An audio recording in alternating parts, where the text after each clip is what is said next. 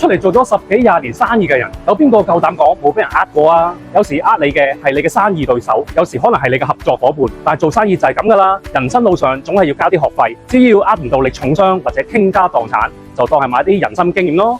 但有時蝕你最多錢嘅，並唔係想呃你嘅陌生人，反而係你身邊最老實嘅朋友。喺呢度聽下我一個好慘痛嘅經歷啦。喺10幾20年前，我識到位朋友，當時佢開咗間貿易公司，兩夫妻都係啱啱開始創業嘅，公司10幾人。喺嗰個年代，電商仲未流行，生意仲有唔錯嘅利潤，機會都幾多嘅。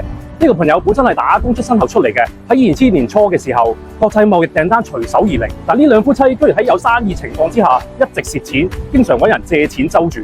由於呢兩夫妻的確老實，令人好有好感，好願意相信佢哋，而且佢哋借錢嘅目的的確為咗企業嘅經營，所以陸續好多親戚朋友都願意借錢俾佢哋，包括我。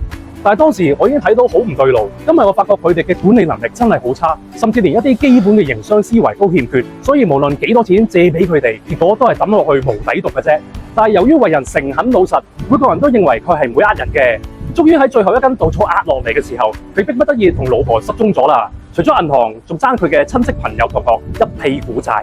喺失蹤前，佢甚至再一次俾電話我借咗啲錢。雖然話係借，但係知道肯定冇回頭㗎啦。不過重點唔喺呢度，而係佢俾咗一個好深刻嘅教訓。我諗起嗰啲俾佢欠咗好多錢嘅熟人，如果其他人問佢哋借，一定唔會借出去，就算借都借唔多。但係正正因為呢個人係一個咁好嘅人，大家都相信唔會呃佢哋，都想盡力去支持佢，所以大家都一直借。而嗰個人的確係冇意思去呃熟人，只係佢真係冇經營能力，借幾多蝕幾多。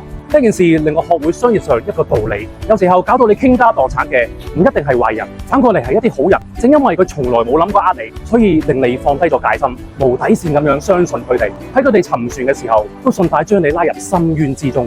我係 Anthony Liu，香港 BNI 高級董事顧問，關注我，帶俾你更多營商思維。